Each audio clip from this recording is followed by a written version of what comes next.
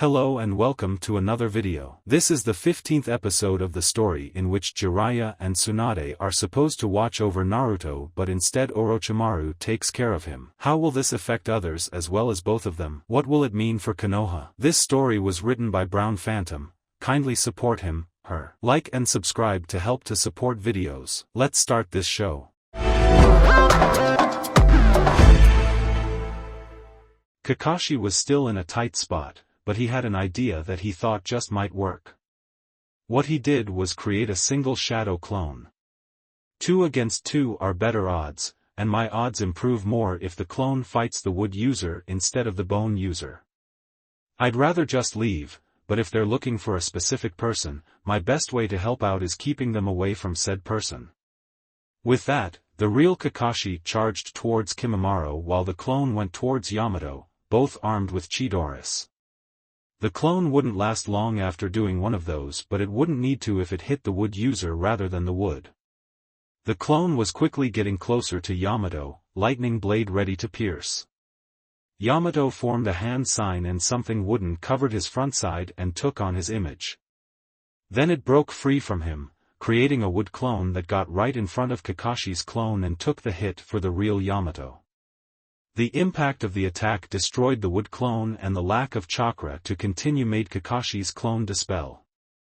Meanwhile, the real Kakashi was close to striking Kimimaro. The white-haired Kaguya just stood there like Kakashi was a mere fly pretending to be a bee. He reached behind himself and winced a small bit. Dance of the Clematis, Vine. With that, he quickly pulled out his spinal column and used it like a whip to hit Kakashi. Without his Sharingan, Kakashi wasn't able to see the attack given using the Chidori now gave him tunnel vision. The bone whip struck his side and made him skid across the ground for a moment, but he stopped himself and got back on his feet, holding the cut he now had on his left abdominal area. Did he just rip his spine out of his body? How could he still be able to stand and move with that body part taken out? Medically it's impossible, unless his spinal nerves are still connected and a new set of vertebrae have already grown in the original's place. Dance of the Clematis, Flower. Kimimaro added, bone armor sprouting from his left arm and spiraling together to create a flower-like shield encompassing his entire arm and tipped with a point. Yamato got beside his ally, hands ready to make his next jutsu. Kakashi didn't like his odds here. This is out of my league. I can't face them both on my own for much longer, but maybe I can do one more thing before I retreat. He started a long set of hand signs, and saw Yamato was starting a long but different set too. Earth-style Earth Dragon Jutsu. He said as he finished and pressed his hand on the ground. Wood-style Forest Dragon Jutsu. Yamato said at the same time with his own hand being pressed to the ground. In front of Kakashi the earth rose up and took on the form of a serpentine dragon ready to attack whatever was in front of it. In front of Yamato a nearly identical dragon made of wood and sprouting some branches and leaves, like a tree, came out of the ground too. The two draconian constructs stared at each other, and then lunged at each other like angry cobras. Neither one had an apparent elemental advantage over the other, and the clash of the two combined with constricting and biting tore the two to pieces. You're good, I'll give you that. Yamato told Kakashi. But I bet having your Sharingan gone has greatly affected you, copycat Kakashi. Not so much I can't keep fighting you. Kakashi claimed. But why are you after the man you're after? Why should we tell you? Kimimaro calmly asked back. All you need to know is we are. Before more fighting could continue, a new figure jumped into the area, facing Yamato and Kimimaro and away from Kakashi. They wore a normal Konoha Umbu outfit, but the mask was blank, pure white, and a hood concealed the person's hair. Kimimaro-sama, Yamato-sama, the hideout of Danzo-san has been located. Please follow me. The two Otonin were surprised, as was Kakashi, but Kimimaro looked right at the silver-haired Konoha nin as he recalled the bones on his arm back into his body. Be grateful we have no further business with you, Hataki-san. Now we're going after our true target. Not if I sto dash, Kakashi said, but nonetheless the three in front of him shoo-shined away, preventing him from doing anything more. Seeing a discarded bone, he got an idea and summoned Pakken. "What's up, Kakashi?" the pug casually asked. "I need you to track the scent of the person this belonged to if you can," the former Umbu said, showing the finger bone Kimimaro had used not long ago. "Whoever lost this must be in pain," Pakken commented before sniffing it. "The scent is too faint and unspecific. I doubt any canine could track it. You'd be better off with an aburame for this. Looks like I'll have to find them the old-fashioned way," Kakashi said before sending Pakken home and heading out to see how else he could defend Konoha. "So what should we do now?" Sasami asked as she and her teammates got away from the Umbu. Right now the three kunoichi were standing atop a building watching the invasion play out. They could see the purple barrier close to the stadium, small explosions in random spots, and even Shikaku fight in the distance. "Part of me wants to go help my fellow Jinchuriki, but my cautious side says two of us fighting in one spot might cause more trouble," Fu mentioned. "We should keep up our objective and keep the village defense occupied and away from our forces," Haku offered. "But where can we do the most damage? Would you like a hand?" an approaching voice asked. "Subsonic-san? What are you doing here?" Sasami asked. "Just finishing up some personal business. Now I'm itching to get some tension out of my system. And I know just where to do it." "Where?" the three genin kunoichi asked. Subsonic smirked under her mask.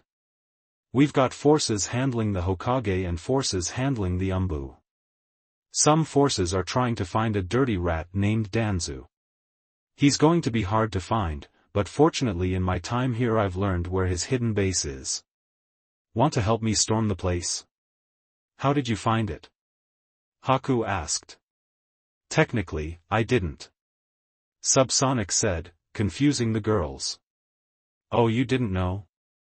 My line of work allowed me to get access to a good number of the ninja here, but I didn't work alone. Like Jiraiya-sama, I had agents scattered to help me. Oto has its own spy network here in Konoha, with me as the acting head and messenger." "So there's more than one Subsonic?" Sasami asked. "Oh no, not at all. I'm the only Subsonic. But I do have helpers, and right now they should be making things difficult for Konoha." "Who are they?" "You'll find out later. Now let's go see what they found," Subsonic said before leaving, and the three kunoichi followed. The Hyugas were getting desperate. They couldn't hold their breath much longer, but each time any of them went to get out of the water bubble, Hinata was right there to blind them. And that was if Isaribi herself couldn't get to them first. They had been there less than 2 minutes and already the water was quite bloody. Now that didn't matter. The trapped Hyugas were running out of air and the need to breathe was overpowering all other cognitive functions. All the Hyugas that could still move were swimming in all different directions, hoping that the two transformed girls couldn't target them all this way. Fortunately they were right, since they outnumbered the Oto genin 6-1. Isaribi could only stop one of them while Hizashi and 10 others managed to get some air, and Hinata could only target one of them. So with that, Hizashi and 9 others got out of the water prison jutsu, coughing heavily. From behind them, the water prison exploded like a bomb, sending a strong wave of water at their disoriented backsides and pushing them forward. Right into the walls and railings of the surrounding area. A recovering Niji who had been trying to get back to help his clansmen had been hit by the wave too and sent back over the railing again. When Hizashi and the others recovered, they saw Hinata perched on the railing like a bird and Isaribi recollecting water near herself but not covered in it. "What do you want with us?" he asked, showing a little fear for once. With Hinata's beak mouth it was hard to tell if she was smiling, but her eyes showed a hint of mirth. "Nothing, except for you to not interfere in the rest of our army." We knew your group would prioritize claiming me over defending your home, so we put up a struggle and kept you from doing your duty to protect Konoha. Your village is falling and you did nothing to stop it because you're more concerned about that power desire you have. Isaribi added. You don't honestly think this is the entire Hyuga clan, do you? Others are fighting in the battle as we speak. One of the other Hyuga shouted. Oh, we know. But as long as you're here and not out there, you can't guide them during this. Hinata answered, then flexed her talons. Or after. You really plan to kill us? Hizashi asked. No, she doesn't. A Hyuga woman bleeding from her arms and left leg stated. If they really did intend that, we wouldn't be here talking about it. On the contrary. We just wanted to give you the honor of last words. Isaribi countered. Have any? There's no way you're going to kill us. One of the still able-bodied Hyuga declared as he got back on his feet and charged. Hinata got off her perch, and next thing anyone knew she was a blur that reappeared behind him, and he stopped in his tracks. He twitched slightly and his mouth was open in a silent shout before blood erupted from his midsection and the top half of his body fell off his bottom half. Stunned by this, some other Hyuga found the strength to try and attack Hinata too. She repeated her strange maneuver and even cleaved 4 in a row this way. The others got wise and chose to try and flee, but Isaribi pounced and bit one of them on the throat. He died soon, but 3 others managed to get away unscathed and ran for a safe location, leaving only Hizashi left to face the transformed girls who turned their sights on him. Why us? Why do you hate our clan so much? Hizashi asked, hoping his son wouldn't get involved. Oh, I don't. But this isn't about me. Isaribi said, returning to her human form. Hinata was returning as well, but she looked full of repressed anger waiting to burst forth like a volcano.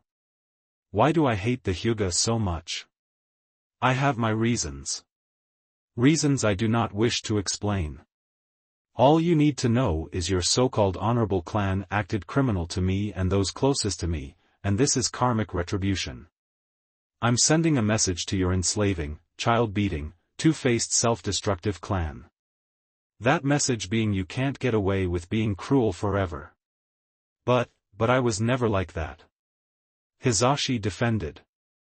I was once part of the branch family. I know full well how abusive the Hyuga clan can be to others. Believe me, I understand exactly what you're mad about. But I've been changing everything in them. If you kill me, it will all be undone and they will revert back to their old habits.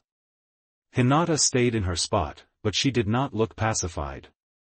You wish me to believe that the only thing that stands between the Hyuga and criminal behavior is you and the laws of Konoha? I wouldn't put it that way. Hizashi said. But your point is that the Hyuga clan will only behave when someone with rank over them is watching, and once they can't, then the clan will do as it pleases. The Byakugan-wielding girl told her biological uncle, though she didn't care at all how they were related. Hizashi gained a tired expression. You're convinced my clan has no honor, aren't you? At this point he was tired of defending his case in a futile argument, but he was hoping to delay her long enough to buy time for backup to arrive. What honor is there in beating someone under the age of 4 until they have bruises and calling it training? What honor is there in poisoning a pregnant woman about to give birth? What honor is there in turning your own relatives into slaves and threatening them with death or agony when they ask to be treated like human beings? Hizashi was silent, unable to refute 2 of the claims. There had been times when some Hyuga masked child abuse as training and were put to death when the child itself came close to it, and the caged bird seal was pretty much a poorly disguised tool of torture. But the part about the pregnant woman was news to him. I admit the Hyuga are not perfect. No clan is. But there's no way any of us would poison a preg dash. He was silenced by a kunai thrown into his throat. Oh? And why exactly did Hitomi Hyuga disappear? Hinata asked. Let's go before someone gets here. Isaribi suggested. Hinata nodded and the two shined away. Unable to attack them now, a recovering Niji immediately moved to his dying father. Ota-san. He could tell from the wound that Hisashi wasn't going to live much longer whether or not the kunai was removed. If anything, it was a miracle he wasn't dead right then. Hisashi lifted his fingers and dabbed them in his blood before writing something on the ground for Niji. 1439. Then he went limp. Shikamaru felt his shadow hold on Kurenai B, ripped apart was the best way to describe it. Something about her new chakra is counteracting my own. I can't maintain my hold on her anymore. He pulled his shadow back and stepped back to be closer to his sensei in anticipation of what she might do. Kurenai's mark spread over her skin and her body began to transform. At first, her skin just looked like it was hardening, forming a shell of sorts but not an exoskeleton since there were no joints or gaps in the shell. Her hair condensed and solidified into a set of spikes on her head like gigantic quills or Jiraiya's Hari Jizo Jutsu. Her skin and eyes turned dark blue, almost indigo, and reflected light like a gemstone. Overall, she looked like she had turned into a human sapphire dressed in a bandage-style outfit. Kurenai smiled and flexed her fingers, which now ended in points much like her hair. And while not sharp, they didn't look harmless. Testing to see if this was just a genjutsu, Asuma tried a genjutsu release, only to see no change. Still desperate, he threw a chakraless kunai and Kurenai batted it away with her hand. A clanking sound was heard when the metal knife collided with her crystal appendage. In case you're still in denial, this is real. As real as my friend over there. No need to hurry, Nai-chan. I'm sure these kids won't last much longer anyway. Enko called out. Asuma looked over and saw that Ino, Chuji, and Tenten indeed would not last much longer if they didn't get free of Anko's strangling. But the weird thing was he suspected Anko wasn't really trying to kill them. A real snake, like a python for example, could kill a person in seconds by constricting the neck if it tried, so she should have been able to kill 3 genin several times by now. This felt more like she was keeping them as hostages instead. What do you want from us? Asuma asked Kurenai, hoping his hostage idea was correct and he could bargain or trick the kunoichi into releasing the genin. Even so, he held up a new trench knife that he put his wind chakra into, giving it a sharper edge. What do we want? Well, I could ask you and those you know to simply withdraw from the fight and leave us alone, or give us information on someone we're looking for, but I highly doubt you'll do either. So how about this instead? You spread a message for me. A message? Asuma asked. Shikamaru was confused too. Yes, a message. Something that all of Konoha needs to know when this is over. And what message is that? The former member of the Guardian 12 suspiciously asked. Kurenai smirked. You'll know when the time comes. Bye.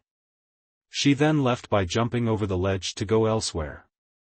Anko saw this and released her captives, who fell on their butts gasping for air as she followed her good friend. Asuma immediately checked on his students and Tenten with Shikamaru's help. But Kurenai's words haunted him.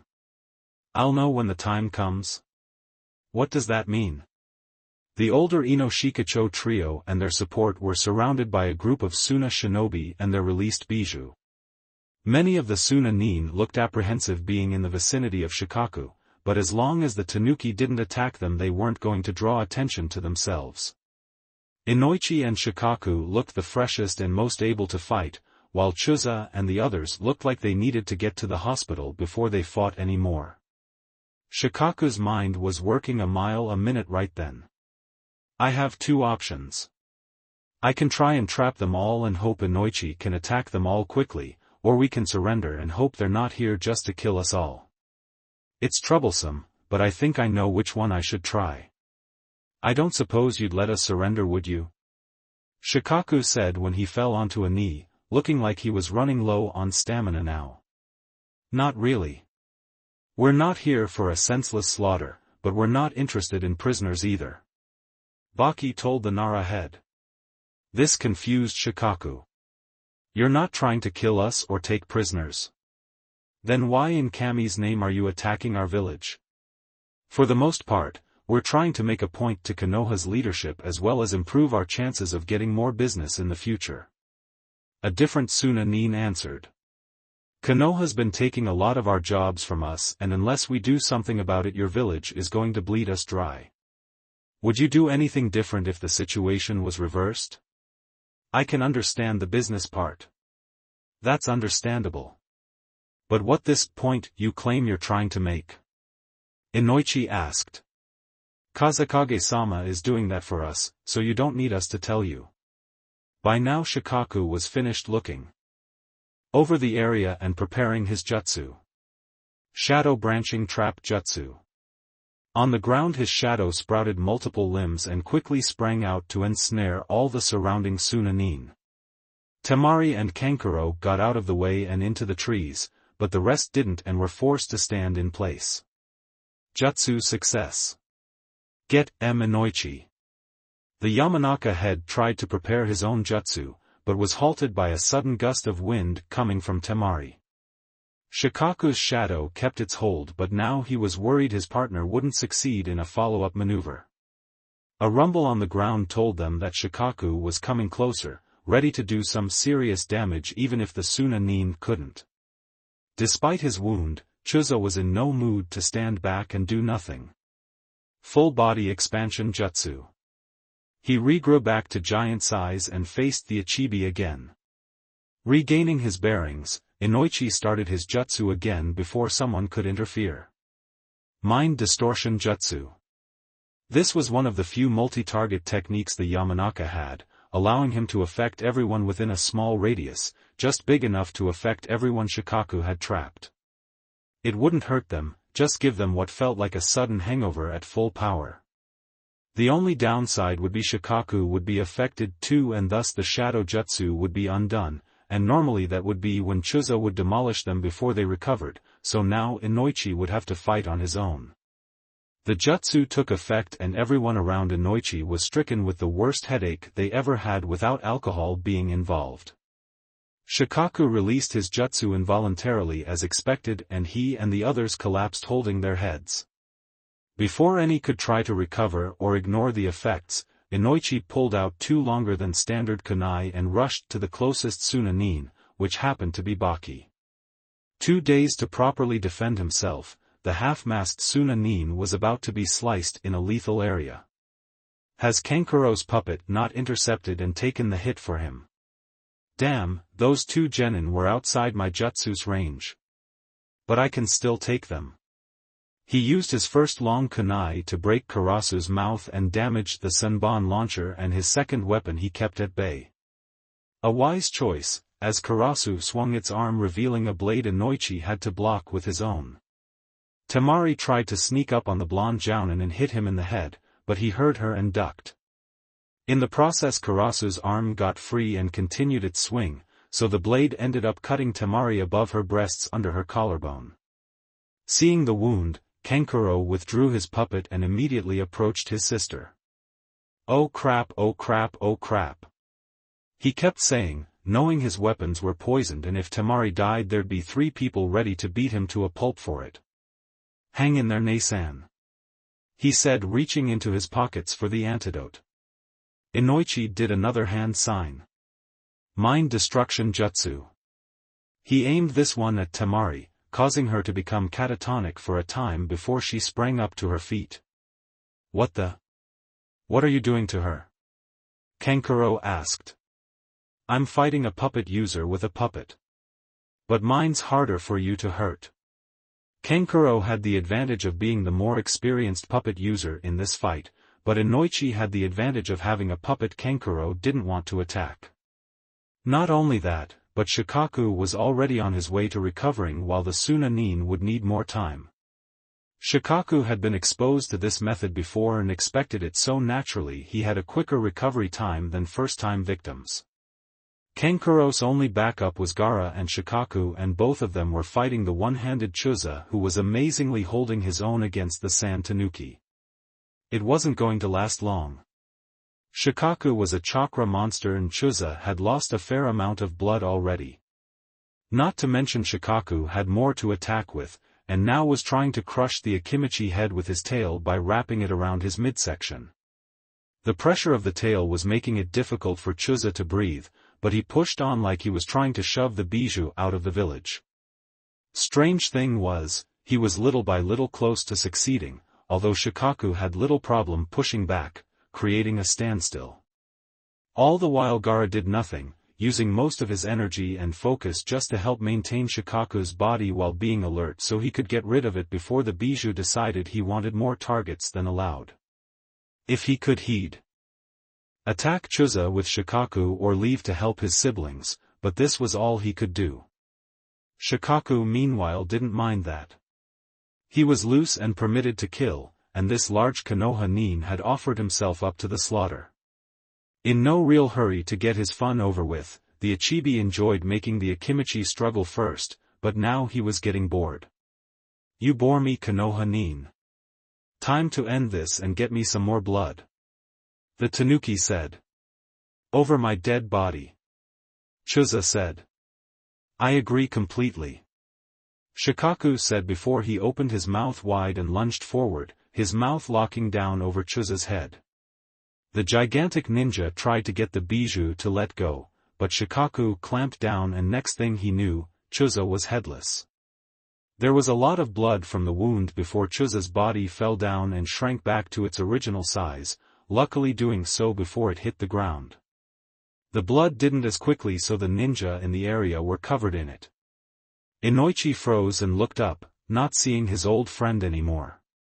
Shikaku looked up too only to not see Chuza fighting the sand construct. At that time Inoichi's hold over Temari broke and she collapsed.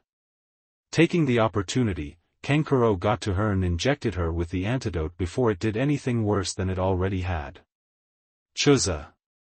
The Yamanaka and Nara shouted when they realized what happened. The Suna nin were starting to get back to their feet, but the Konoha nin had something more important to them on their minds. Wanting to get to their comrade ASAP, Inoichi threw a paper bomb kunai to the ground and helped Shikaku leave with him. Kankuro saw the waiting explosive and knew he couldn't get everyone out of there in time. Unable to choose which ones to save, he grabbed Temari and prepared to at least save her. He got back but then Shikaku's arm thrust down and covered the explosive, taking the hit. Sand was blown everywhere, but no one died. Damn, I missed them. Shikaku said, aiming for Inoichi and Shikaku at the time. Sasami, Haku, and Fu followed Subsonic to a currently unoccupied section of Konoha's protective wall. When they got there, 3 people showed up, looking like they were expecting the quartet of Kunoichi. They were dressed like Umbu but they all had blank masks, hoods, and long sleeves. So like Subsonic, they displayed no identifying characteristics. Ah, Subsonic-sama, glad to see you made it. The center one greeted. At that moment Yamato and Kimimaro showed up, following a 4th masked ninja. Great timing Yamato-san and Kimimaro-san. And hello bass, sharp, flat, and tenor. You certain this is the entry point? Subsonic greeted back. All 4 nodded. Indeed. We've seen some ninja go in and out here including Danzo himself. This is the place. Good. Let's see if the guy's down there. Subsonic-san, there's nothing here. Sasami pointed out. Watch and learn. The former Uchiha matriarch told the orange-haired girl. The masked nin dubbed bass by Subsonic went to the wall and pulled out a small block that normally looked like a mere part of the wall. When he pulled it out, it turned out it was connected to some kind of mechanism and he rotated it like a key. When he turned it 180 degrees he put it back in place. Suddenly a previously invisible door opened on the wall revealing a corridor that led into the wall and under it. Wow! The Kunoichi genin said. No time to admire the craftsmanship. There's likely to be an alert system. The masked nin Subsonic called sharp said as bass, flat, and Tenor went into the doorway. Subsonic joined them with her remaining helper, and Sasami, Haku, and Fu followed. As if on a timer, the door closed automatically. Hiruzen Sarutobi was a veteran of several battles and even a war. He donned the Hokage hat and roll twice, taught the 3 Sannin, and had faced the Kyubi itself and lived to tell about it. So naturally he was not a man who feared much, even death. But facing Minato in his prime while he was accompanied by his own students, Minato's wife, and the Kazekage all at once, that would make even Hanzo of Ames sweat nervously. He only had one hope to get out of this alive. Minato, don't believe the lies these people are trying to feed you. They've become corrupt and dangerous. They're just trying to use you to do something you know you don't want to do. Stop them before they destroy Konoha, before they destroy everything you ever cared about. Naturally Minato did not know what to do.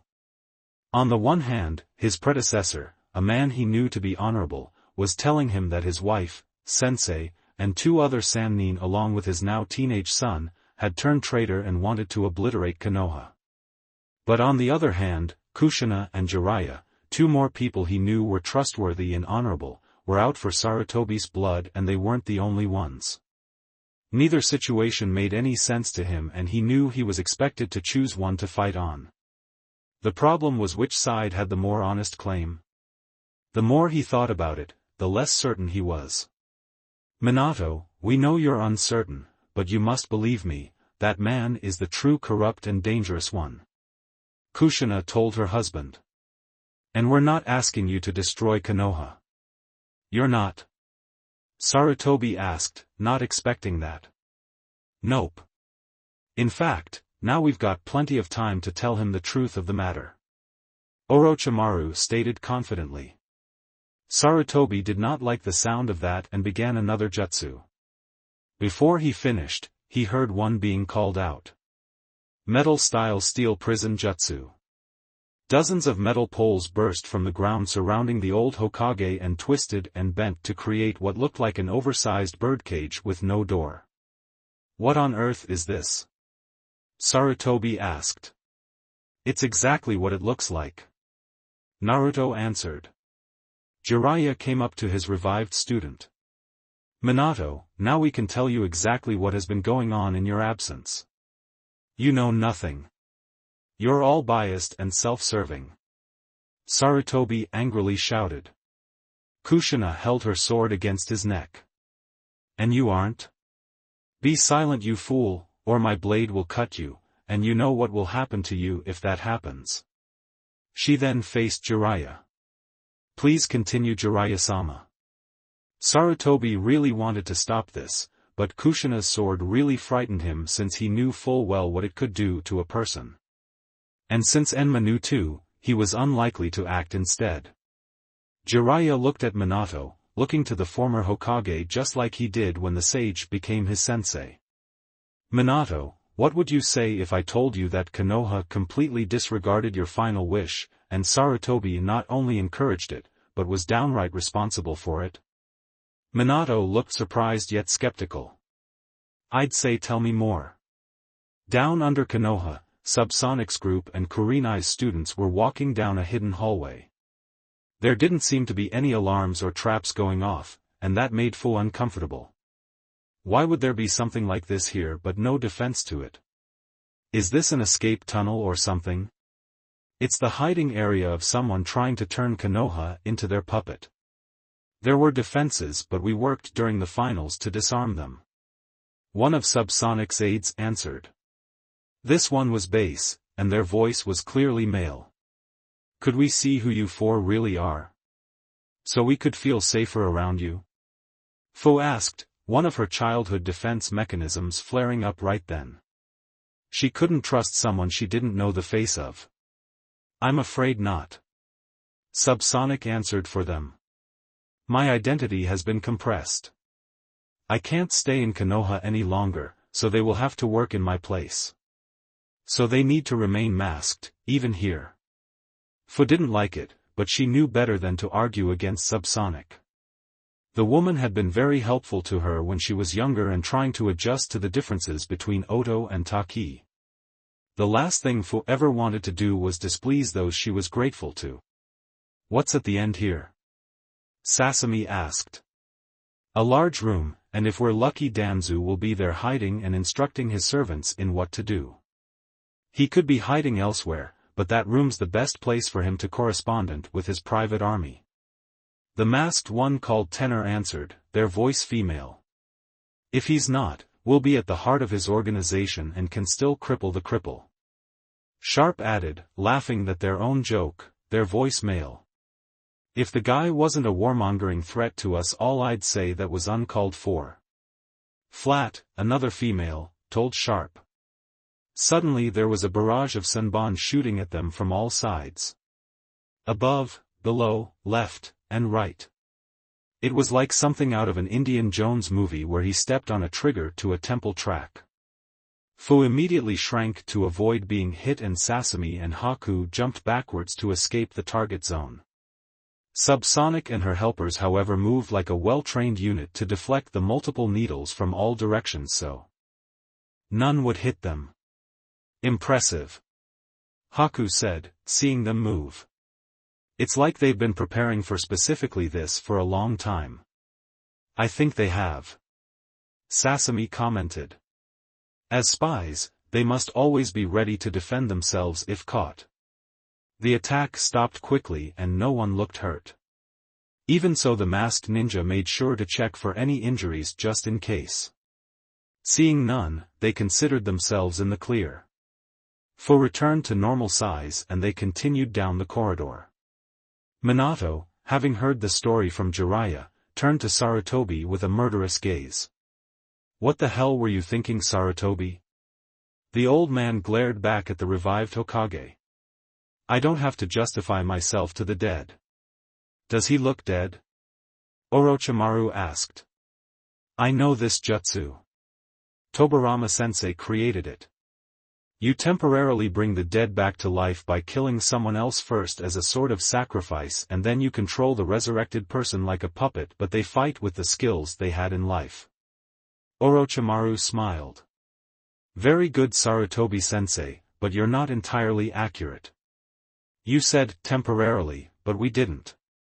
What are you trying to say? You can't mean you made the jutsu permanent." Sarutobi said in denial with a bit of fear. Everyone except Minato smiled. "Oh, but we do, old man. Minato Namikaze is completely resurrected thanks to us." How is that possible?" Sarutobi fearfully asked, knowing if Minato chose to fight no one in Konoha could stop him. "That's none of your business, old man. Now, before Minato kills you for your crimes against his son, the son he wanted Konoha to see as a hero for keeping the Kyuubi at bay, tell him exactly why you decided it was better to turn Konoha against him." Enma returned to his normal form. "I'm sorry Hiruzen, but there's nothing I can do to help you out of this one. I'll go tell your kin of the true dash." He stopped when a sword pierced his backside, the end sticking out through his breastplate. "Oh no, you don't, Fleabag. No support for the bastard who wanted my son to be Konoha's punching bag," Kushina said as she withdrew her sword from the monkey summons. "Inma!" Sarutobi screamed, already knowing it was too late to help his partner. Kushina's sword was one of the famous Uzumaki blades, forged with seals inscribed in the metal as it was manufactured, allowing the blade upon completion to have abilities unlike any other blade in the elemental nations.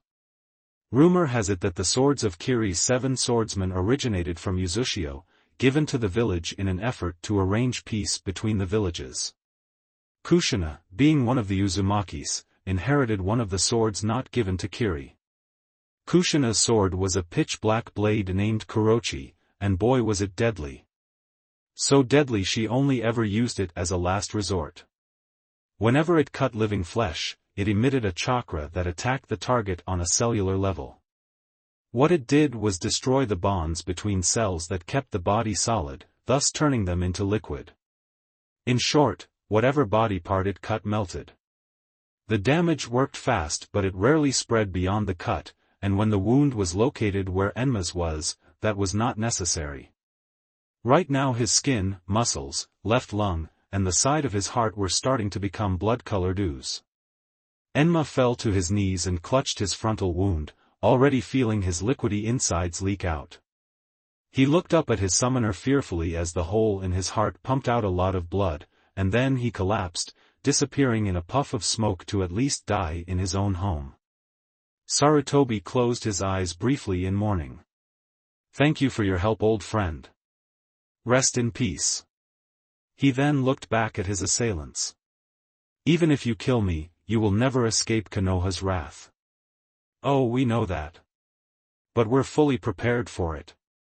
And we won't be alone when they try." Orochimaru grinned. "Oto has allies after all. Allies Konoha will struggle against," Kazekage pointed out. "Face it, sensei, you lost in your little scheme," Tsunade told him. "And you still haven't answered my question," Minato reminded. "Why did you set out to turn Konoha against my son?" On some level of Sarutobi's mind, he had finally accepted that this was going to be his last stand. With nothing to lose, he got angry and fearless. "It was because I finally had a chance to accomplish my dream of having a personal Jinchuriki subordinate. I tried my hardest to get Kushina under my control during my reign, but her damn clan kept interfering. I thought assigning Tsunade to be her sensei would give me a good opportunity, but Tsunade foolishly only made it even harder. It was only after I arranged for her boy toy to be killed that she finally left Kushina alone, but no, you had to be romantically involved with my weapon." Tsunade tightened her fist at hearing him mention how he caused Dan to die just to make her emotionally compromised. She already knew about this from the files Jiraiya stole, so she didn't shout about it now. "After that I called it quits for my goal and gave you my mantle in hopes you would use her the way I intended to. But you didn't, and I always thought you were an idiot for that. So when I regained the Hokage role and found out Kyubi had been placed in a new vessel with no one around to claim jurisdiction over it, I knew my chance had finally come. I just needed to keep Tsunade and Jiraiya away from him and keep Konoha from knowing you sired him. So I lied to them both, had Orochimaru do the actual work of keeping Naruto alive, and made sure no one in Konoha would reveal anything about him by making sure they were too scared to try. It was surprisingly easy, though I had Fugaku Uchiha cast a genjutsu over all of Konoha to ensure not one person who didn't already know who he was would see a resemblance to you in your own son and think he was related to you. So Mikoto was right, there was a genjutsu involved. Kushina thought. She was out of the village after I went missing looking for me, and Orochimaru-sama was out trying to find Jiraiya-sama and Tsunade-sama, so that's why they weren't affected by it. I wonder how she'll feel to know her own husband was the one to cast it. So why lie about IWA? Or let people know about Naruto as a Jinchuriki? Jiraiya asked. If you really wanted him to be a puppet ninja for you, wouldn't it have been easier to just hide him from everyone yourself and fill his head with whatever you wanted? I already raised and trained 2 kids while being Hokage at the same time, I really wasn't in the mood to do it again. Something had to give, and if I gave up the Hokage role I would lose my chance at molding Minato's son into my image. But if he was accepted and loved by the village, he would get too powerful to be controlled by one person. That one person being you? Minato asked. Yes, my plan required me to be the highest authority figure in his life, but if he was liked then all clan heads and many civilians would have influence over him and his loyalty would be compromisable. The solution therefore was to ensure they had no interest in him, and telling everyone he was a Jinchuriki and had no important parents did just that. The IWA thing was just to silence those that wanted to say otherwise on keeping Naruto's heritage hidden. The Ki aimed at the old man was literally suffocating, but it was clear the ones generating the majority of it were Kushina and Minato. The old man they had once trusted not only their lives, but their son's life as well too, had betrayed their trust, all for the sake of having a Jinchuriki at his beck and call and his call alone. He was like Danzu but with a dream of one root rather than a platoon's worth. Here Minato, you might need this. Jiraiya said as he handed his student a trikunai. Sarutobi was the only one surprised. What? You thought all of them were lost with Minato? I've had one on me this whole time as a memento. The sage told his old mentor. Sarutobi sighed in resignation. You want to kill me? Fine, go ahead, but Konoha's will of fire will not die with me. The people of this village will rise up and withstand your bloodshed, and they will retaliate against your new village eventually. You will not escape justice forever. We are justice. The Sannin said in unison. No, you are vengeance. Their old sensei reprimanded. Potato, potato. Orochimaru replied. So who's going to kill him? Minato asked. We decided to let you and Kushina do that. Naruto can participate too if he wants. Tsunade answered. Nah, I'm sure Oka-san wants this too much for me to take it from her. The young Jinchuriki stated. Ready Minato? Kushina asked. The Yondaime looked right at the Sandaime, hand gripping his signature weapon tightly. Yes, let's do this. Naruto smiled and used his Tetsuton to remove the metal bars holding Sarutobi prisoner. It wouldn't be any fun for them if you couldn't fight back. If I'm going down I'm taking you all with me. Sarutobi said, readying himself for one last jutsu. Minato recognized the complicated pattern of hand signs quickly. It was for summoning the Shinigami, which was only ever done for sealing souls away. Not having any time to ask himself anything, Minato quickly threw his trikunai at his predecessor. Chance seemed to be on Minato's side as the weapon hit Sarutobi's hands, piercing both and pinning them together, stopping his jutsu and preventing him from doing anything more. The old man winced from the pain and struggled very briefly to separate his hands, but the seals for the Hiraishin kicked in and Minato was in his face. The Yondaime punched the Sandaime square in the jaw and followed with a sweep kick to throw him completely off balance. Sarutobi fell backwards and landed on his back, and Kushina appeared right over him before she drove her sword into his eyes, causing cuts on his brain and near instantaneous death for him. There, that got him. The redhead said, pleased with her work. Naruto stood back looking a bit perplexed. That was a bit anticlimactic. I kind of expecting this fight to be, well, longer and more exciting. He was an old man worn out from fighting 3 Sannin in their primes, a Kage, and a vengeful mother before this. Frankly, there wasn't a lot more he could have done at this point that wouldn't have killed himself. Orochimaru told the young man. He probably could have done a lot more resisting had we used a different approach here, but with all of us and your parents here and united, he didn't stand a chance. You are aware this will create more problems and a power vacuum, right? Minato asked. Oh, we know. We've resolved one set of problems but created another in their place. Trust us Minato, we wouldn't have done this if we weren't prepared to handle them. Jiraiya told his student. And Suna will be there to assist Oto when the time comes. Kazekage added. That's good, but how much longer do I have? Minato asked.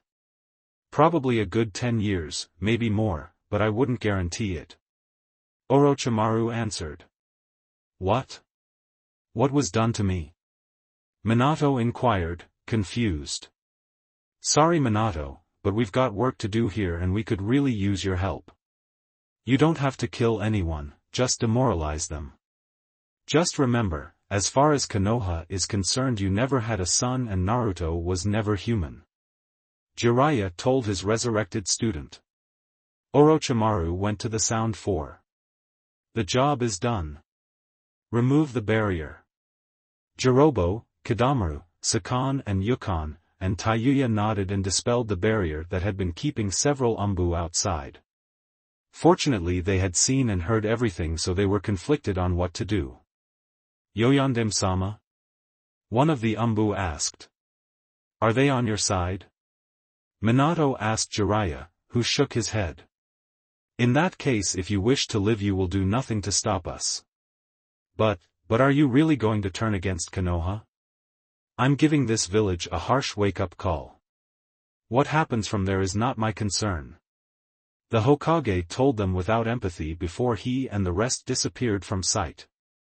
Should we do something? One of the Umbu nervously asked. After seeing all that, you think there's anything we can do? Danzo-sama, intruders are in the base. The old warhawk looked marginally surprised. Well, what are you waiting for? An invitation? Eliminate the enemy at once. As you wish. The Root Nin said with a bit too much mirth for Danzo's liking. Using every reflex he had, he managed to dodge a direct sword strike that would have crippled him even further. Traitor. That would only be true if I was one of your cronies to begin with. The disguised ninja said before several others arrived as backup. Whoever you are fools to try and target me. Danzo confidently claimed despite his slight fear here. You may be a powerful old man, but you're still an old man. And you can fall. Subsonic said. And you will. Tenor, the one who first tricked him, added, standing in a kenjutsu stance. Sasami, Haku, and Fu stood back hidden as backup and to keep alert for any potential support for Danzo. Haku made it easier by freezing all known ways in and out. Danzo revealed he had two arms after all, his right arm covered with strange metal guards, and tried doing some hand signs. Before he could finish, a kunai was thrown at his hands and only his left hand was injured by it. He winced but did not cry out in pain. Knowing he couldn't afford to underestimate these ninja, he used his free hand to reveal his hidden Sharingan. You're going to need more than an eye to survive us. Flat declared. I didn't get where I am in life by being feeble. No one can oppose me. No one. Danzo declared. Who are you trying to convince, criminal, us or you? Subsonic said, activating her Sharingan to prevent any influence over herself. With her eyes natural and not implanted, that was going to give her an advantage over him. Doesn't matter, I've already won. Danzo said, quickly revealing his reattached arm and the Sharingans implanted. Oh crap. Against that many Sharingans, I'm not sure I'm going to be enough to keep everyone out of trouble. Even Sharp's Genjutsus may have difficulty here. Subsonic thought, briefly uncertain what to do. All of her helpers made sure to look away, but that would give Danzo a slight advantage. Fu suddenly got a good idea. Cover. She took her teammates, who immediately shielded their eyes. Ninja arts include jutsu. She suddenly exhaled a thick mist made of powder that reflected all the light in the room but also provided a small amount of its own thanks to burning some of the oxygen in the room. Overall, it was a cloud that glowed as bright as the sun and burned anyone close to it. And it hung right over Danzo and all his revealed eyes. Ow, ow, ow. The thieving warhawk screamed as the blinding light burned the retinas of all his eyes. With all but one being active Dojutsu, it hurt even more than normal. The greatest weakness of every Dojutsu is that in order to do its job it has to become more perceptive to light and thus more vulnerable to it. Fu told herself, and she shrunk to insect size and rushed forward. He has no choice but to close those eyes and wait for them to handle light again in small doses, and if I'm lucky the pain in his arm from so many hurt eyes will hinder his ability to use the arm period. The one downside to Fu's jutsu was that Subsonic and the others were affected too, temporarily blinded with Subsonic receiving the worst of it. I can't see anything. Danzo said when he tried opening his normal eye, only to see he had gone completely blind. And my arm won't move. Yep, as expected the muscles in his right arm would not cooperate thanks to the fried optic nerves. I'm still not out yet. He said as he grabbed his cane, which was actually a cane sword, and unsheathed it, swinging it around in his left hand to keep anyone at bay. Fortunately for Fu, she was too small for him to hit. Using chakra, she ran up his clothes and jumped onto his right arm. "I sure hope this works," she said, pulling several paper tags with Dojutsu-suppressing seals on them. All the Oto nin had been given these to use on the Hyuga if confronted, or on Sasuke if he somehow happened to gain his Sharingan early. The seals had to be applied directly over the eyes and would include blindness and restriction of chakra, but only for a single minute, being right at application. More than enough time to kill them. Moving as swiftly as she could, Fu stuck one seal over each closed eye on Danzu's stiff arm and reached his wrinkled face to do the same to his Sharingan there. "I would get his other too, but I've used enough time already," she thought before jumping off and regrowing. Not to full size, so she could land a quick chakra-infused kick to his sword and break it, then to full size before she actually landed. At the same time the seals regrew to normal size with her, making Danzu covered in them. The elder ninja immediately felt the strange seals on his body and could tell they were bad. "I must get them off now. Get him now," Fu shouted as the powder cloud dispersed and dissipated over the floor, allowing everyone to see again. As soon as their eyes could focus, that is. Danzu heard the shout and could tell her she was. Reacting quickly, he took his broken sword and thrust it towards the green-haired girl, the broken but still sharp end cutting into her from behind. The Suna army had taken a good number of hits, as had the Oto army. The element of surprise was gone for both invaders, and now the Konoha forces were using their home field advantage to the fullest they could. Not to mention Konoha had a larger population than both Suna and Oto put together, so they were starting to use the number advantage too. On the outskirts of Konoha the wounded were taken to give them a chance to recover at the hands of Oto's top-notch medic forces trained by Tsunade herself. The dead were also taken there too, so Konoha couldn't learn from their bodies, and were to be properly identified and burned.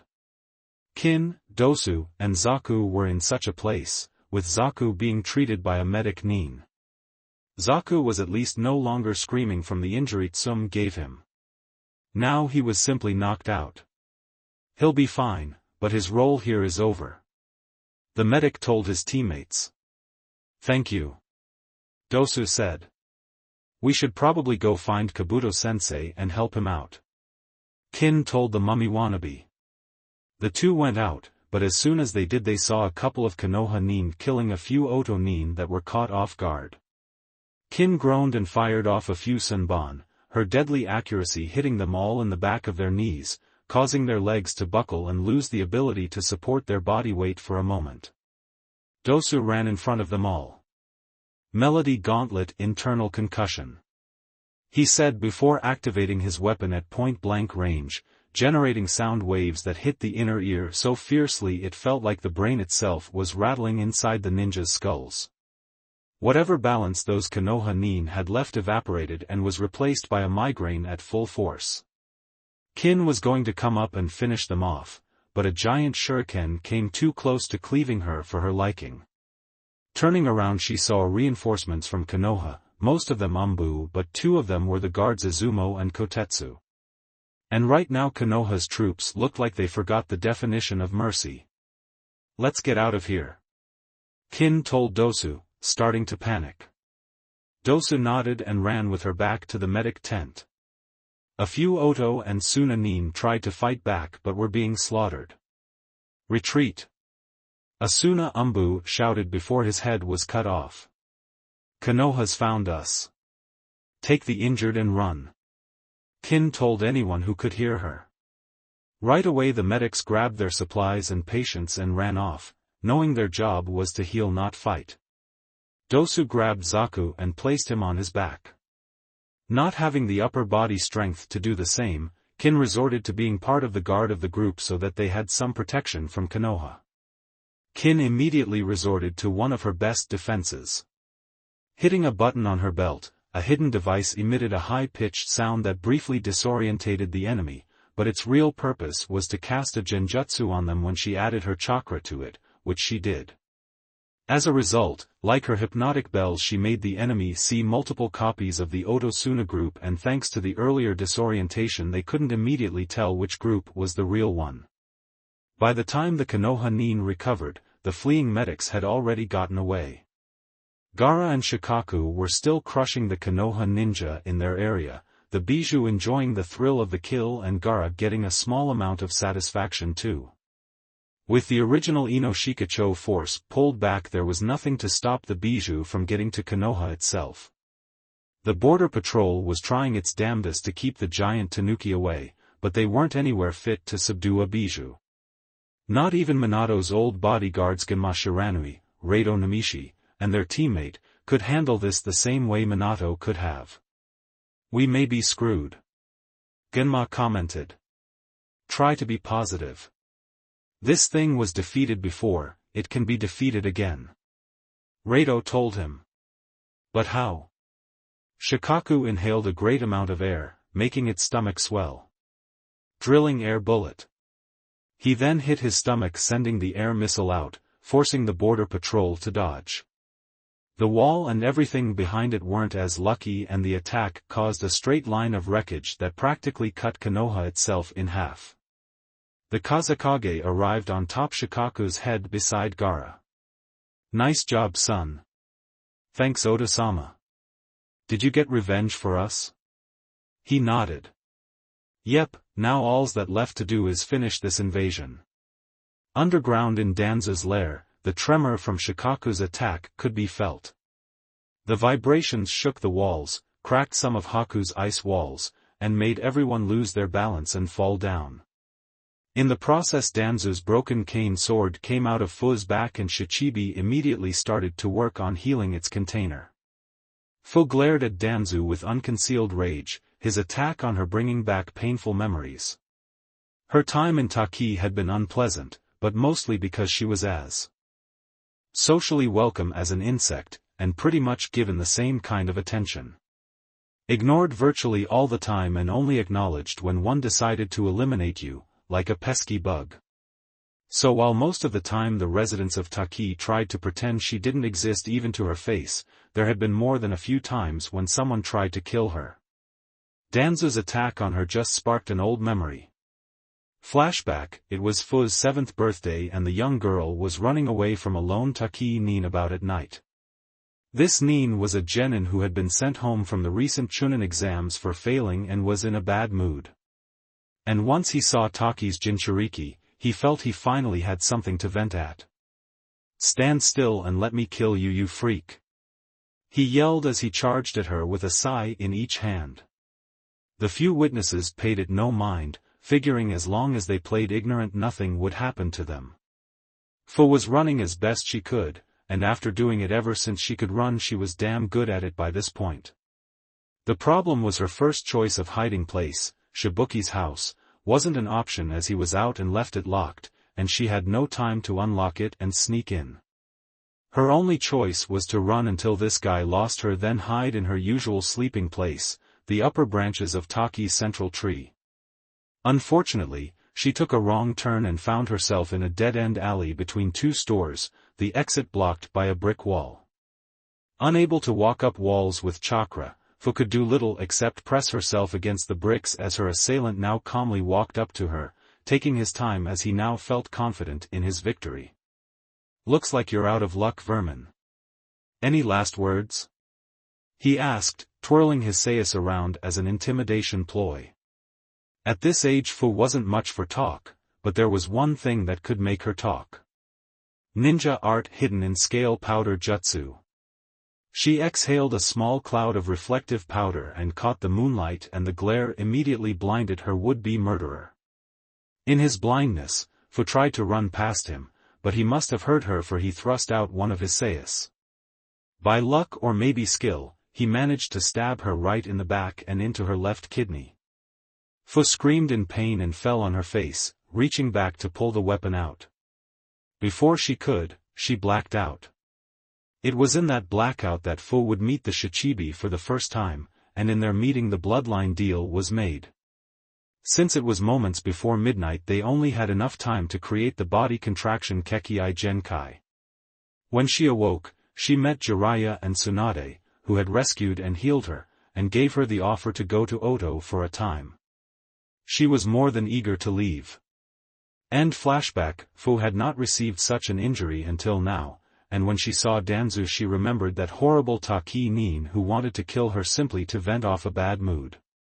She also remembered the horrible feeling she had back then as a kid, the feeling of being unwanted, unloved, and helpless to do anything about it. Now she was angry, and getting angrier. She wanted to hurt Danzu the same way she wanted to hurt that man, the way she wanted to hurt many in Taki. At least here she had the opportunity, and she was going to take it. Chome, it's time. She said to her inner demon. You certain? The Shichibi asked, knowing its container would not use its name except in one situation. Yes, do it. Alright then. Time for me to spread my wings. The Shichibi said happily. Fu was then covered in red chakra, which slowly began to take on the form of a beetle. Her eyes turned black and compound like a bug, and 6 wings popped out of her lower back. Danzu looked on in horror. A Jinchuriki? I must subdue her and quick. He rushed to rip off the seals on his Sharingans, but countless Senbon struck each one dead center, impaling the pupils and making him scream in agony. Even his normal eye was pierced, and a few pressure points were hit to maximize pain and hinder movement. Haku smirked at her work.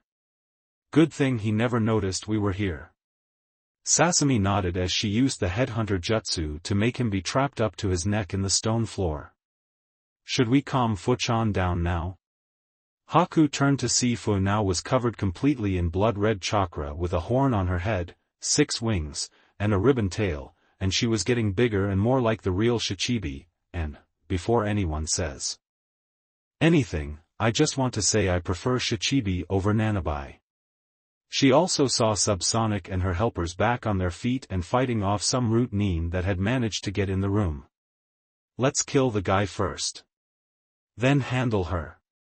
Sasami nodded, and used an earth jutsu to make the ground encasing him compress his body and make it impossible for Danzu to breathe in.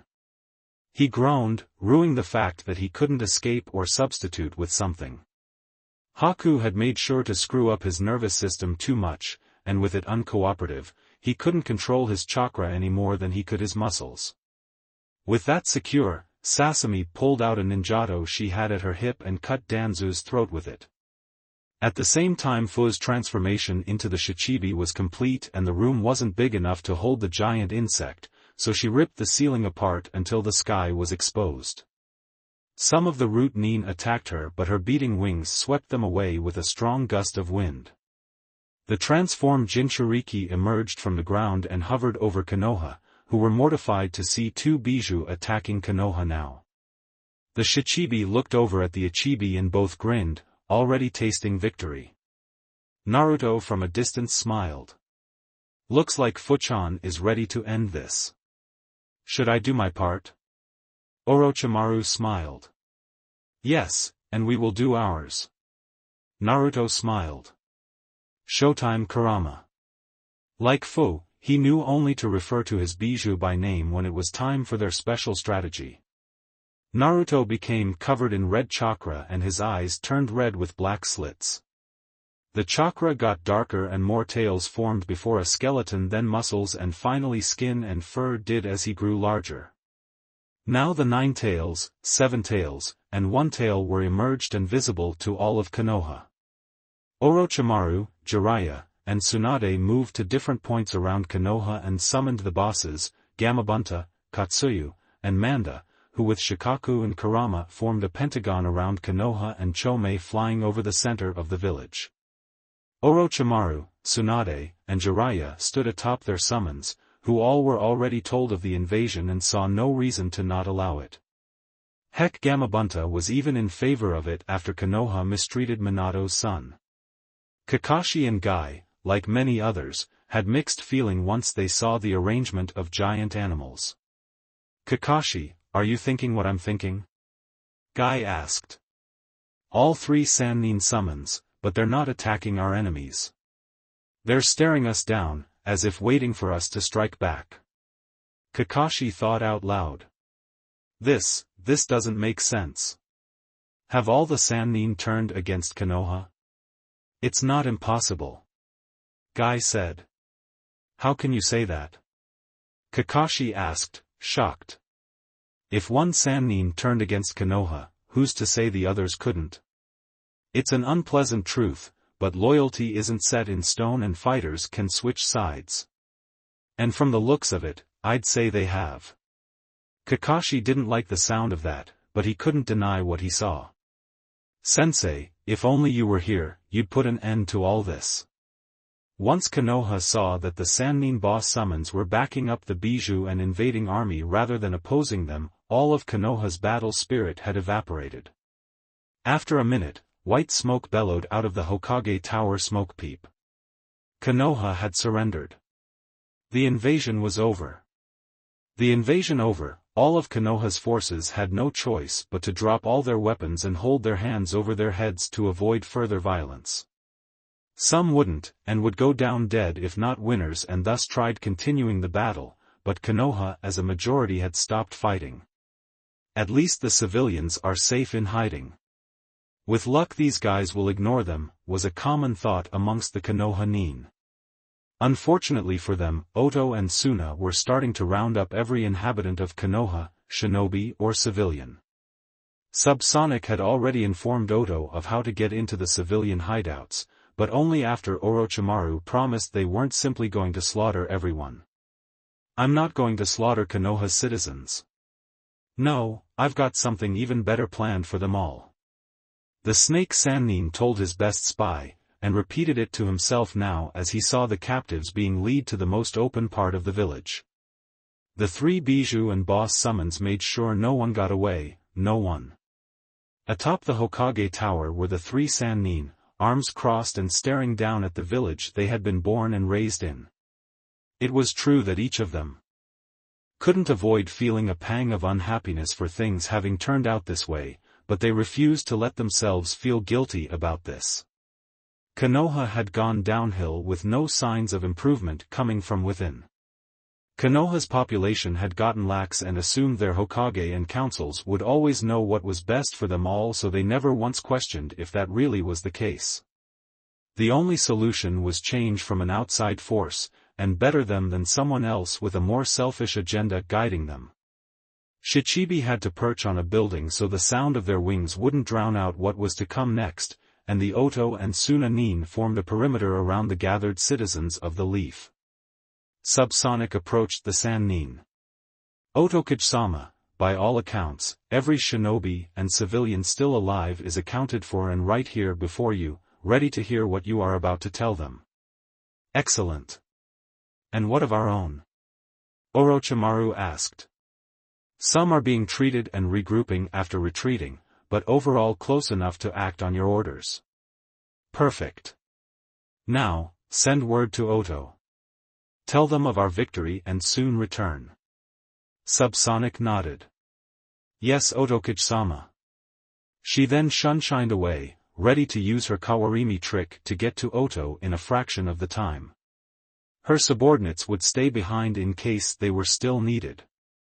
Speaking of which, her aides were holding the two elders Hamura and Koharu in chains under the Sannin from the side of the building, ensuring they couldn't do anything about this. The two elders were gagged to ensure they couldn't say anything either, and Kogayaku and Sango were wrapped around them, big as pythons as an added security measure. Orochimaru looked over the amassed crowd, grinning proudly. Oh, how I've waited for this, the time to finally take Konoha off its high horse. I know full well that part of it is because of the leaders letting their egos get big, but this never would have happened if the populace hadn't been so willing to blindly follow them like drones. After all, even if they were under a genjutsu that made it impossible for them to see Naruto as Minato's son, they did see a child and still victimized him with no regards or regrets, and would have shamelessly continued to do so had I not taken him out of Konoha 10 years ago. That is unforgivable. Hello people of Konoha. For those of you that don't know me, I am Orochimaru of the legendary Sannin. With me are my teammates, Tsunade and Jiraiya. As you can tell, we did not come here to save you from this attack. No, rather, we were the brains behind it. He paused for a second to let that sink in. Yes, this invasion was our idea. Konoha's own legendary Sannin have turned against Konoha, but before any of you ask why we would do such a thing, ask yourself this first: what would motivate all three of us to hate Konoha to this degree? Ultimately, that wasn't really a different question, but the phrasing of it did have the intended result. Most of the smarter, more perceptive ninja and civilians knew this meant that the Sannin weren't doing this just for the heck of it, nor were they likely doing it under orders for someone else and being the front for it. After all, Sannin services weren't cheap, and they specifically said, hate Konoha, not attack Konoha. That indicated this was personal in some way, meaning someone in Konoha had done something to piss all three of them off enough to get 2 villages worth of ninja to attack. And that implied more, which in turn implied more questions, and overall no one, not even their smartest Nara, could figure out just what Orochimaru was getting at. The civilians were too frightened and confused to even shout out an arrogant reply here, lest they die that much sooner. Jiraiya spoke next. I can see that none of you have any idea, but some of you are starting to realize that we're not doing this because we were bored or anything like that. The truth is, we were very strongly motivated to do this, and now, you're all about to find out what exactly that motivation is. But we doubt you'll truly listen to what we say. That's why we brought along a special guest, one we know you'll listen to. Tsunade added. The 3 Sannin stepped aside, and in their place walked up Minato Namikaze. Every single citizen of Konoha gasped at seeing their fallen leader back to life. Sensei. You're alive? How? And, why aren't you fighting them? Are you on their side? Kakashi thought, his legs suddenly weak and barely able to support his weight. An imposter, that's what he is, an imposter. There's no way my sensei would turn against Konoha even if he was brought back to life by someone. Hello Konoha. Yes, I am Minato Namikaze, your yondaime. And to prove I'm no impersonator. He pulled out a trikunai clear for all to see and threw it down, where it landed right by Kakashi. A bright flash of yellow light later and the yondaime was right in front of his former student. Hello Kakashi. SSS sensei? It's really you? The gray-haired jounin stammered out, now no longer convinced this guy was a pretender. Anyone else wondering that was now starting to seriously believe this guy was who he claimed to be. Minato picked up his weapon and held it like he was tempted to cut someone with it. I heard from my wife what you've said and done to my son. You sicken me Kakashi. You deserve to lose Obito's Sharingan. He then threw his trikunai back up where he had been and Hirashin it away. Now Kakashi collapsed. Sensei is disappointed in me? Why? Everything I've ever done was in memory of him. In honor to him. Wait, did he say my son? What did I do to his son? His son died 13 years ago, everyone who knew about him knows that. Back where he originally was, but now with Kushina beside him, Minato addressed the crowd again. Are you convinced I am who I say I am? I sure hope so, because I'd hate to have to kill all of you. And while some here in Konoha do deserve to die, the rest of you are mere victims of circumstance and deserve nothing worse than to be deeply shamed for your blind action and inaction. Again, no one was brave or foolish enough to call him out on this, but the collective concession was, what the hell did we do? Allow me to elaborate what exactly Konoha did that brought this day about.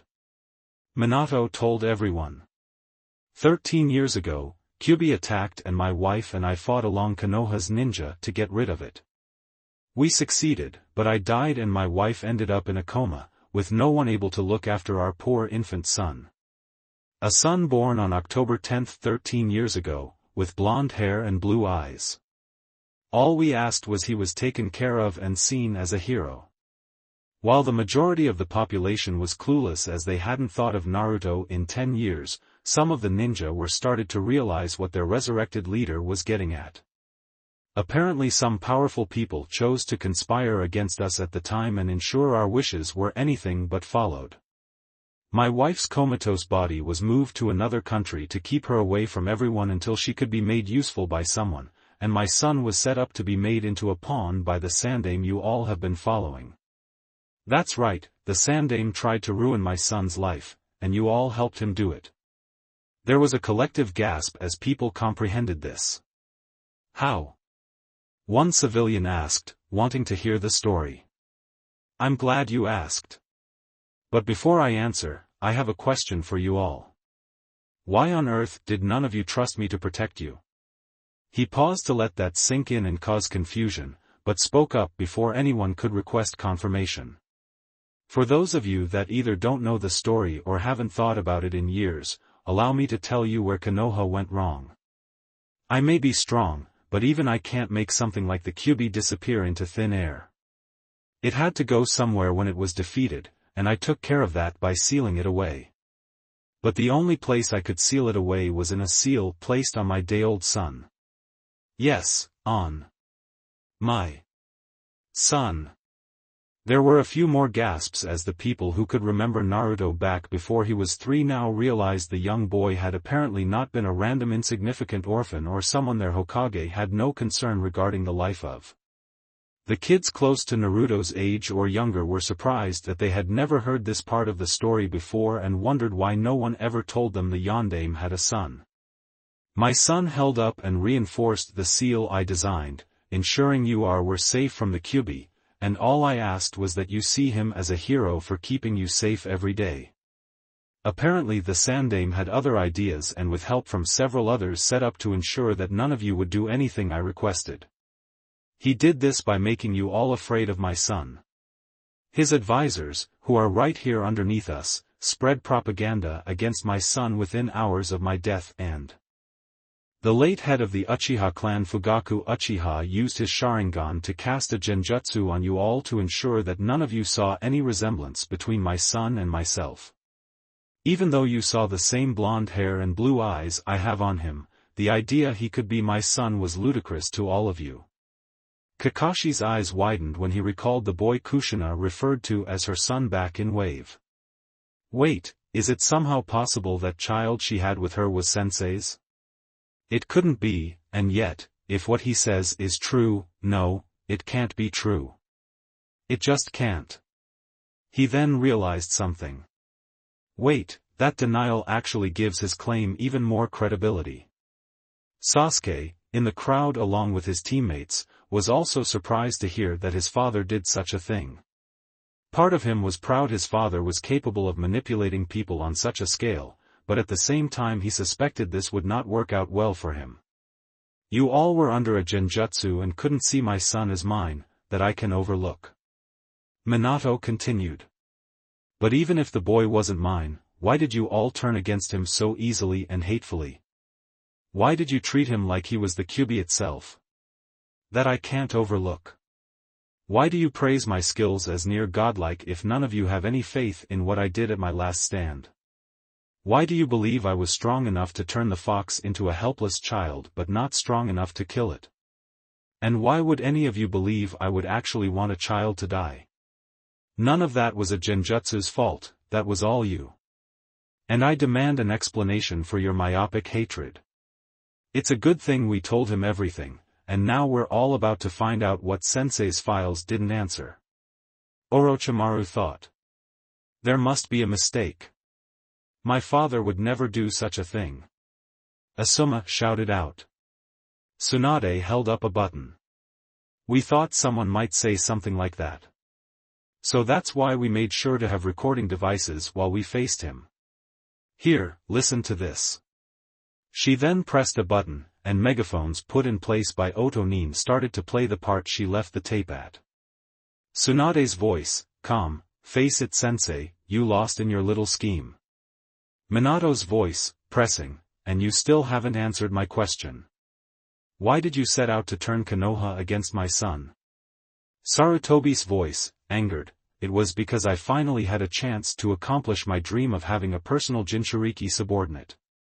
I tried my hardest to get Kushina under my control during my reign, but her damn clan kept interfering. I thought assigning Tsunade to be her sensei would give me a good opportunity, but Tsunade foolishly only made it even harder. It was only after I arranged for her boy toy to be killed that she finally left Kushina alone, but no, you had to be romantically involved with my weapon. After that I called it quits for my goal and gave you my mantle in hopes you would use her the way I intended to. But you didn't, and I always thought you were an idiot for that. So when I regained the Hokage role and found out Kyuubi had been placed in a new vessel with no one around to claim jurisdiction over it, I knew my chance had finally come. I just needed to keep Tsunade and Jiraiya away from him and keep Konoha from knowing you sired him. So I lied to them both, had Orochimaru do the actual work of keeping Naruto alive, and made sure no one in Konoha would reveal anything about him by making sure they were too scared to try. It was surprisingly easy, though I had Fugaku Uchiha cast a genjutsu over all of Konoha to ensure not one person who didn't already know who he was would see a resemblance to you in your own son and think he was related to you. Jiraiya's voice, curious, so why lie about IWA? Or let people know about Naruto as a Jinchuriki? If you really wanted him to be a puppet ninja for you, wouldn't it have been easier to just hide him from everyone yourself and fill his head with whatever you wanted? Sarutobi's voice, certain, I already raised and trained 2 kids while being Hokage at the same time, I really wasn't in the mood to do it again. Something had to give, and if I gave up the Hokage role I would lose my chance at molding Minato's son into my image. But if he was accepted and loved by the village, he would get too powerful to be controlled by one person. Minato's voice, offended, that one person being you? Sarutobi's voice, unrepentant, yes, my plan required me to be the highest authority figure in his life, but if he was liked then all clan heads and many civilians would have influence over him and his loyalty would be compromisable. The solution therefore was to ensure they had no interest in him, and telling everyone he was a Jinchuriki and had no important parents did just that. The IWA thing was just to silence those that wanted to say otherwise on keeping Naruto's heritage hidden. At hearing this confession, many people started to realize small yet revealing things that they never stopped to think about before. There had been a pregnant woman named Uzumaki who disappeared before the Kyuubi attacked, and she was close to the yondaime. The boy they took their grief out on did have blonde hair and blue eyes like the yondaime. It did seem awfully convenient that IWA, their supposed eternal haters, never thought to attack Konoha right after the Kyuubi attack when they were at their weakest. But it didn't make complete sense, mostly because they weren't yet ready to consider the likelihood of their trusted Hokage having a personal agenda. Ideally Hokages were not supposed to be greedy or selfish with their power. They were supposed to be selfless and sacrificing, putting the village above all needs including their own. The problem with that is it's only an ideal portrayal of a leader. It is anything but a reality. Now are you all so certain your Sandaime was a man worth avenging or dying for? Orochimaru told the crowd. He caused this whole mess, with the support of his 3 advisors, by turning the shinobi and civilians against the yondaime's son by convincing you all he was unimportant and something to be afraid of. One of his advisors responsible for this setup is already dead, and these 2 here are going to follow him now.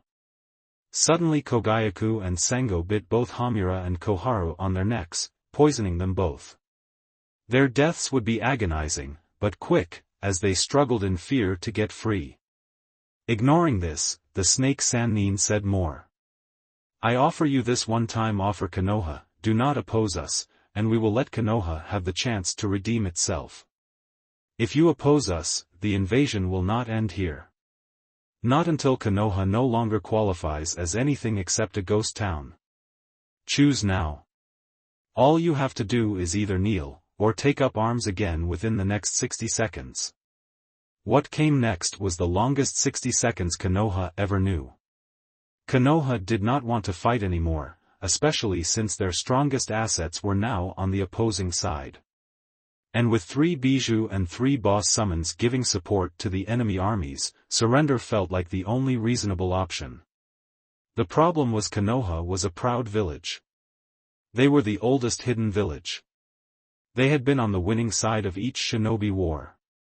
They had bloodlines and clans that were the envy of the world. They were not the type of people who just surrendered like this. But fortunately the message was clearer than crystal: surrender or slaughter, and Oto and Suna had the strength to back up the slaughter part. In a way, this was more of a test of character than a test of resolve, and that's what Oto and Suna really wanted to see here. How could this be? How could Sensei's son still be alive without me knowing it? I'm his last student and one of our best ninja. I'm automatically supposed to know these sort of things. Kakashi told himself, currently unable to cope with the fact that he had been left out of the loop. Dear Kami, I called Sensei's son a bastard child with no significance back in Wave. No wonder he hates me. Sasuke frowned, but for once at himself. Father helped turn this entire village against a Hokage's son. Why? I mean, yes, the fact that he's not an Uchiha was bound to be part of it, but I doubt he did it just because of that. Otherwise he'd turn the entire village against every non-Uchiha and make people give himself the Hokage role. Were there limits on how much influence he could cause? Now that people have heard this, I wonder how they'll regard the Uchiha from now on. Sakura looked around the crowd, noticing the various expressions. So many people look unhappy here. I don't blame them, since these awful people are trying to tell us we've been acting wrong for years. Who are they to tell us what's right and wrong? Besides, we're not wrong. We're winners, and winners are never wrong. Obasan says so. Kiba kept looking over the crowd for his missing mother and sister, though his father was right beside him. Where are they? I hope they weren't captured or killed by these guys. Okasan and Nasan deserve better than to become prisoners of war. Genma looked up at Minato in disbelief. Yandeme-sama is turning against us? Surely he wouldn't do this unless he was completely certain what motivated this reaction was real. This must mean that we all mistreated his son without even realizing it. Shino was quiet, but mentally he hadn't a clue what position to take here. It would appear the leadership of Konoha was self-serving and manipulative, but this could all be a ruse to lower our guards. But to what purpose? They already have us outmatched. Why demoralize us further? There must be a hidden objective here I can't surmise with my current amount of information. Yakumo was a bit ambivalent. I know these guys did a lot of damage here, but still, it's only because of them that I managed to heal my mind. And so far it doesn't look like any of them really mean to eliminate us. I'll reserve judgment for now but remain cautious. Danzo-sama's will must be enforced. One way or another. Sai told himself, his expression blank throughout all this. Asuma was angry, resentful at this slander. My father was a great man. Everything he did was for the good of the village. If he did sabotage one child's future, it was for the greater good. These guys are just making it personal and taking it out on us. This cannot go unpunished. What's going on here? Ino questioned. Hokage-sama betrayed the Yandeme and he's back for revenge from beyond the grave? How is this possible? Why are we being involved in this? We didn't do anything, did we? How troublesome. Shikamaru thought. It appears Konoha's governing body has been doing some shady dealing without full realization of the consequences, and we all have to be part of the fallout too. Chuji had lost his appetite, but now his mental clarity. If I understand all this correctly, then Sandeme-sama set out to control Yandeme-sama's son because he had some connection to the Kyuubi. And the Sannin didn't like that and took him away to keep him safe and have now come back to eliminate the threat. Now they're trying to gauge our reaction to see if we support or abhor the Sandame's actions. For once, Guy was at a loss for words or energy. I don't understand this, but if the recording is genuine and so is Yandeme-sama, then maybe Konoha really has been heading in the wrong direction and needed this to steer us straight. At least it doesn't look like they plan to wipe us off the face of the earth. As always, Lee was acting almost exactly like his sensei, even in somber moods. What, that recording for real? Is that the actual Yondaime-sama in the flesh? Did Konoha's leadership really attempt to circumvent his son's life just to take advantage of it? If so, then who's to say they didn't do more to others? Maybe Konoha needed its leaders taken out of power. Neji ignored all this, still focused more on his father's death than any trouble his village might be in. These bastards come here, attack my village, kill my clansmen, and try to make it sound like it's our own fault? I swear on Otosan's grave I will not rest until these asses are completely destroyed. I will ensure this sound village will be fated to become completely annihilated. Tenten was quite conflicted, but kept her hands near her weapons just in case. Is this for real? Did Konoha's leaders become corrupt and manipulative? It's too crazy to think about, but not impossible. Power can corrupt anyone after all. Even so, what is the enemy's plan for us? It can't just be a lecture and choice. If you need extra incentive, maybe this will help the older generation make up their minds. Jiraiya added, then stepped aside to reveal one of Naruto's clones who stood right beside Minato. As far as Konoha was concerned, this clone was the original, and with Naruto right next to his father, undisguised with his blonde hair and whiskers prominent, the similarities were staggering. Allow me to introduce Minato's son, the one you all mistreated 10 years ago like he was anything but human. Fugaku's old genjutsu finally broke, and everyone who up until then could never believe Naruto was in any way related to the Yondaime now could see the glaringly obvious connection. And with that, several facts started to make themselves apparent bit by bit to the more perceptive citizens of Konoha, ninja and civilian alike. Minato's son had survived the Kyuubi attack. Sarutobi had known that and lied to them about that fact. The young boy that Orochimaru had been watching over 10 years, the one they either ignored or attacked, had been Minato's son all this time. The young boy did not die in a fire the day Orochimaru left Konoha. He was still alive and standing right in front of them. The fact that the Kyuubi Jinchuriki, as far as they knew, was right there while Kyuubi was on the edge of the village meant the boy really wasn't Kyuubi in human form after all.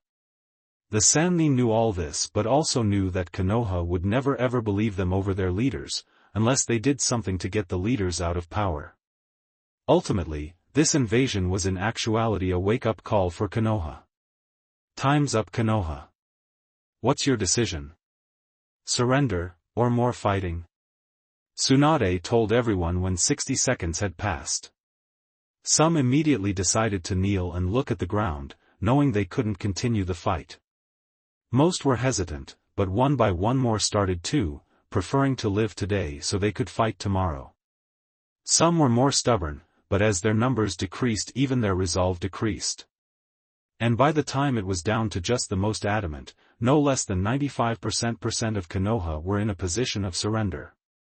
Konoha would no longer fight as a whole against Oto and Suna on this. Their only consultation? It didn't look like Oto and Suna were intending to wipe them out or enslave them, just shame them. Orochimaru smiled, taking the surrender as a whole for the village. Good. I'm glad to see Konoha hasn't become completely brain-dead in the past 13 years. But of course, we're not going to just take your word for it either. Konoha will now be under probation, under the eyes of Oto and Suna, and will be watching for any signs we don't like. He decided to leave out the fact that IWA was part of their alliance, mostly to allow their side to keep some secrets. And what gives you the right to have jurisdiction over us? One of the civilian council members shouted out. Might makes right, doesn't it? Isn't that the way you've been acting for the better part of the past 2 decades? Well, now someone else is going to be enforcing their own strength for once. Tsunade answered. Doesn't feel nice to be on the receiving end of such callousness for once, does it? What do you have to be afraid of? Jiraiya asked. As long as you don't try anything to piss us off, you'll be perfectly fine. Only those of you that think you can pretend none of this ever happened should be afraid. You just killed our Hokage and several of our elders, you turned traitor to your own village, and now you've stolen our yondaime from us. I'd say you've given us plenty of reason to be pissed off. Natsumi Haruno shouted out, hoping they wouldn't bother wasting their energy on killing her. And Konoha has given us every reason to be pissed off at you. Orochimaru retaliated. We have given you a warning, do not anger us any further, or we will deliver retribution. You have seen our might and the ones who direct it, the question is, will you heed our warning or will you ignore it? Wait, is that what this entire invasion was really about? A warning? Shikaku asked himself. It's your move now, Konoha. I suggest you choose wisely. Tsunade told them all. Before anything more could be said, the Sannin and those accompanying them on the rooftop vanished without a trace. Soon the rest of the Oto and Suna forces disappeared too. Then the boss summons and Bijou were gone. The invasion was over and the invaders were apparently gone. Konoha's citizens were now standing around confused and asking themselves one question. What to do now? Thanks for watching. If you enjoyed this video, smash that like button and subscribe for more content. Support the original author by clicking their profile link in the pinned comment of the first video of this series. They deserve the love. Want early access and exclusive content? Join my Patreon community, link below. Your support fuels these videos. Drop a comment with your thoughts, and I'll catch you in the next video. Stay entertained, stay safe.